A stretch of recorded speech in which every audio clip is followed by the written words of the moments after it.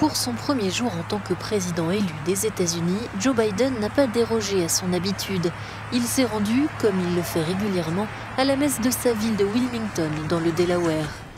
Le démocrate s'est ensuite plongé dans les préparatifs de son accession à la Maison-Blanche, avec deux priorités affichées pour la transition, la réconciliation d'une Amérique divisée et la lutte contre la pandémie qui frappe très durement le pays.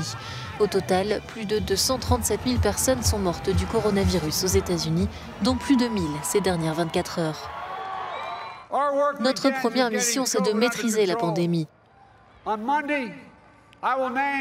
Lundi, je nommerai un groupe de scientifiques et d'experts de premier plan comme conseillers de transition pour examiner le plan Covid Biden-Harris et aider à le convertir en un plan réel qui débutera le 20 janvier 2021.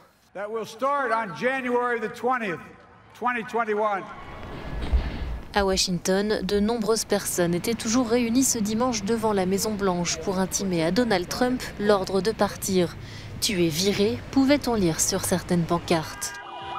Malgré les célébrations du camp démocrate samedi, le président sortant refuse toujours de reconnaître sa défaite et affirme, sans éléments concrets à l'appui, que l'élection est entachée d'irrégularités. Dans un tweet ce dimanche, il a réitéré sa position, affirmant que ce n'était pas aux médias d'annoncer le nom du prochain président.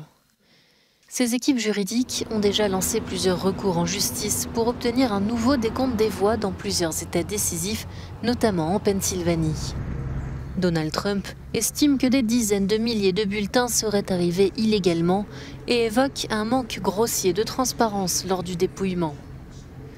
Dans une série de tweets rageurs, il s'en est une nouvelle fois pris au camp démocrate ce dimanche, les accusant d'avoir volé l'élection. Si beaucoup d'élus républicains soutiennent toujours leur candidat, ils sont de plus en plus nombreux à prendre leur distance. Ce dimanche, c'est l'ancien président George Bush qui a téléphoné à Joe Biden pour le féliciter de sa victoire dans une élection fondamentalement honnête aux résultats clairs. Sauf retournement de situation, Donald Trump cédera sa place le 20 janvier prochain à Joe Biden, qui deviendra ainsi le 46e président des États-Unis.